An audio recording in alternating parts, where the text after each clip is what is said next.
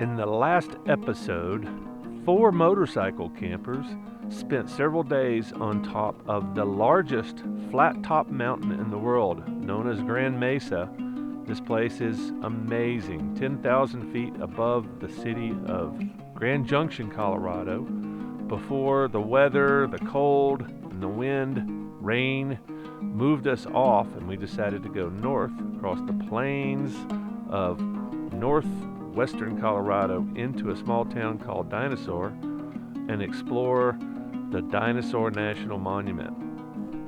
Lots of flat before we started seeing some mountains, large hills in the distance, and it wasn't too long until we were back in the curvy mountains, ascending to altitude where there was again weather, cold and rain, but it was just for a short time. Just before we started suiting up and rolling down into the desert that is northwestern Colorado.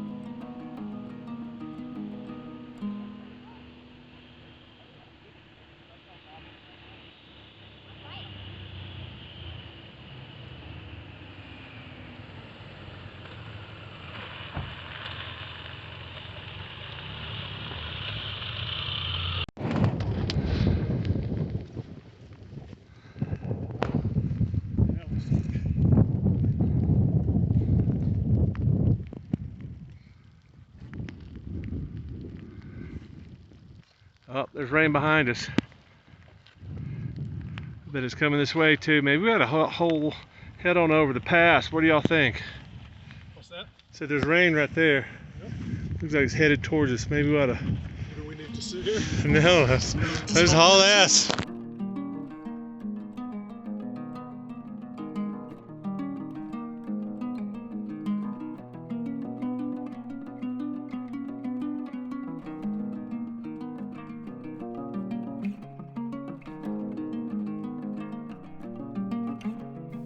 And of course, by the time we rolled over the top of the pass and down just a few miles, the rain stopped and it started warming up. But rolling through this canyon desert on the other side of the mountain, there wasn't really any place to stop that was off the road, anywhere for that's exposed enough so the boys wouldn't pass by me while I was changing out of my rain gear. So we all ended up getting very warm and wet on the inside before we pulled into Dinosaur National Monument and their Welcome Center. This place is really odd. There's not a whole lot to this monument, but yet this Welcome Center has the look and the feel of a national park welcome center. It's really nice, extraordinary, well kept. Lots of people in the area. Looks like they have a pretty big budget. I guess dinosaur research, bones. I'm not really sure what all is going on here, but yeah, there's a lot of investment here in this infrastructure. But we caught up, got some water, and regrouped for the roll up into the monument. And the plan was 6 miles, as I told the guys. 6 miles was our cliffside campsite.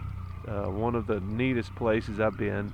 It's not that high off of the ground, but rolling up right around the corner, and there's not really any camping other than Echo Park, which is about 45 miles, I would say, one way.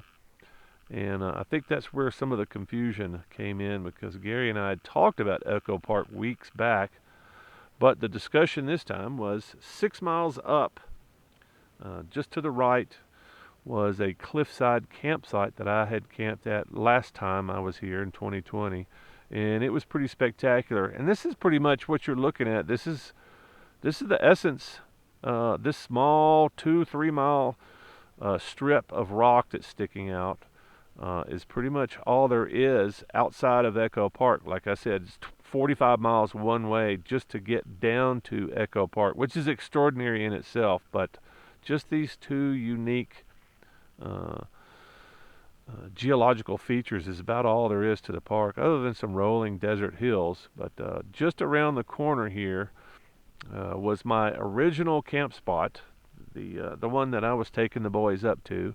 I was a little bit concerned about getting down to the spot, but it was only about 3/4 of a mile off the highway.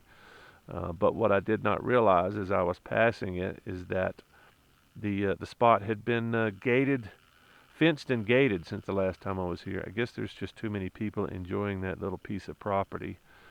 But it's just right around the corner here, and just off to the right.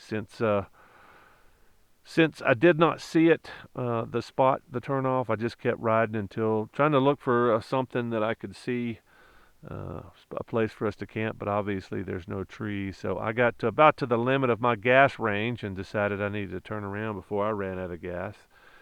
And as I was passing the boys, I started waving like a fool, like Forrest Gump did when he saw Lieutenant Dan on the talks one day.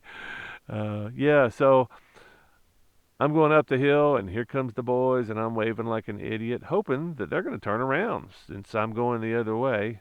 But I think what they had in their mind was they're going to Echo Park. At least, probably that's what Gary had in his mind. So I slowed down and waited on the boys to come back. The boys may not have noticed that the road was moving earlier. I wanted to stop and show them.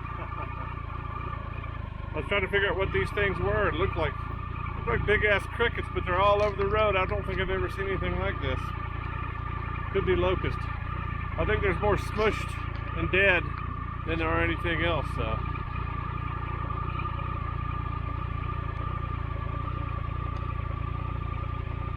Yeah, it's kind of funny when you see the road moving. It's kind of interesting.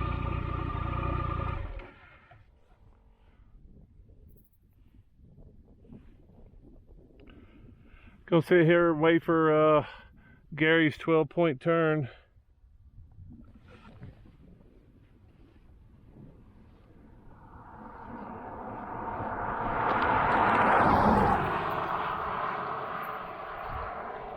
Yeah. Locust critters. So I spent a few minutes filming the critters, the locusts, the crickets, whatever that was covering the road, and you could see the little tire prints where they've been smushed. There's so many of them. But I waited for a few minutes and did not see the boys. So I decided to turn around and go back, and I rode probably about 3-4 miles into Utah and did not see them, and decided that I wasn't going to waste the rest of my gas trying to find them. They would figure it out, right? So I turned around and headed back to try to find another camp. I took a couple of forest or BLM roads, trying to find a place for us to hang for the night. And there were trees. They were just so far off the road that I just decided that we weren't going to, nobody was going to be interested here in camping here. And I guess we could have gone to the ground here, but I wasn't really interested in that. It was hot, there was no shade, and I'm pointing over to the trees that are 150, 200 yards off the road. And of course they had signs up, no off-road vehicles. And I made another attempt down another road and almost got stuck in the sand. There's a lot of deep sand out here. But I made the valiant attempt to try to find us a camp before heading back into Dinosaur. By the time I got back to Dinosaur, I think I probably had about 20 more miles left in my tank. So I just hung out there waiting for the boys to come back. And shortly after I got into Dinosaur, they passed me and took a left at the intersection about 50 yards from where I was parked, right on the road. And once again, they looked right at me and kept on rolling. And from the looks of their tracking, on Google Maps. It looked like they just disappeared. So I didn't have much internet in Dinosaur, but I figured they were pissed at something and decided they were probably headed to Sturgis. I didn't know since they didn't stop to tell me. So at that point, I just decided to head west and find a place to camp myself since there was not a whole lot of camping around the monument. So it has been a long day, and I am on cable break number 2. Yeah, it's been a long, stressful day, and Carl and Gary just decided to bail. I didn't get a chance to talk to them. They just went south, so I went west. I'm over outside of Vernal at a rest stop trying to fix my clutch again because it popped. Pulled in here to see if I could get some internet because I got no internet over here. And so I figured I'd head to Vernal. Got out on the highway here. Second shift popped. I was like, oh, okay, well, I guess I'm staying in the rest area tonight. So that's where I'm at. Gonna see if I can get this thing fixed real quick since I'm so good at repairing them. I wished I could permanently repair them, but yeah, anyway, that's where I'm at. Gonna camp here tonight. Yeah, all I gotta do really is tighten down the damn ferrule. Well, I gotta cut off the frayed ends and then tighten down the ferrule, but I think maybe the major problem is this ferrule's not spinning in here like it should, so I'm trying to be a little bit cautious while still squeezing the crap out of this thing. And all I really have to do is break this one time and I'm kind of screwed, so I don't really know what to do. So let's put it back together, see if I can get down the road a little bit further. It's pretty funny, the one thing I was worried about stretching a hammock out here was this grass is so green in the middle of the desert. This has happened to me before, so I thought, let me just kind of look around, and about the time I said that, in my head, smack, the sprinklers come on, so.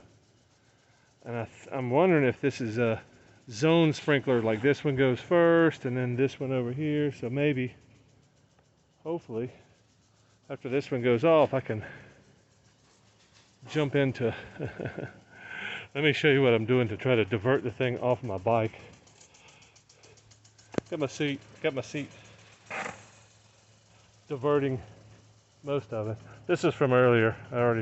I got sprayed pretty good, but I think that's doing mostly. Yeah, it's getting a little sprinkles on there. And this thing's going to turn off here shortly. Well, had a nice evening camping at a welcome rest center in Utah, just a few miles, maybe 25 miles from Dinosaur, and woke up this morning and all my stuff is still here and relatively dry considering the sprinkles, but a dude rolled in last night about midnight on a Harley and parked over there, and I woke up this morning and he's sitting there hanging. And I said, hello, he's hanging in a hammock. I figured I'm going to walk over and get an interview with this guy. And he's hanging in a hammock because I was like, okay, well, this guy must be interesting. Turns out this is the guy that came all the way from Memphis to see me, Richard. Say hey, Richard. Hey, folks. How you doing? So here he is. I think he's got much lighter gear than I do because obviously his bike doesn't look as ridiculous as mine, loaded down with a big fat woman on the back. So yeah, he'll pass as just a regular traveler. Everybody thinks I'm a weirdo, but we're gonna head back over to Dinosaur, see if we can find our lost boys that decided to go south yesterday after a frustrating day in Dinosaur. So we'll see if we can catch up with those guys. If not, we'll figure out what the plan is after that. Go! Woo! Woo! It was pretty cool running into Richard like that. Richard's one of my viewers. We've been commenting back and forth on my videos for a while, and he mentioned that he wanted to come ride out and hang out and ride with me. And you know, I'm always cautious when I accept or offer invitations for people to come ride because you know, people talk a lot, but they don't really do. So it's always interesting to meet people, even if they've only ridden, you know, a few hundred miles to catch up. But Richard actually came from Tennessee, almost as far as I did, to get out here, and it was great hanging out with him. Interesting story. He tracked me. I'd given him a link to my map track before he headed out this way, but he tracked me out to the first place I tried to camp out on the BLM, just outside of Dinosaur, but he wound up going to the next little town and spent the night in the same rest stop I did. Kind of interesting, but yeah. And Richard's journey with me is just now starting, so make sure you catch the next episode. Pinedale, Wyoming, Wind River Brewing Company, hanging out with my new buddy Richard, all the way from Tennessee, baby. Riding the Ultra down there. We've ridden up from Dinosaur today, left the boys in a shallow grave because I think they were not feeling it today. Or yesterday, so I left them in Dinosaur. I think they're headed to Sturgis, and we're headed north into Idaho, and then Montana, and then probably back into Idaho. We don't know, maybe Oregon, Washington, somewhere awesome, cooler weather. As long as they got beer, we're headed that way.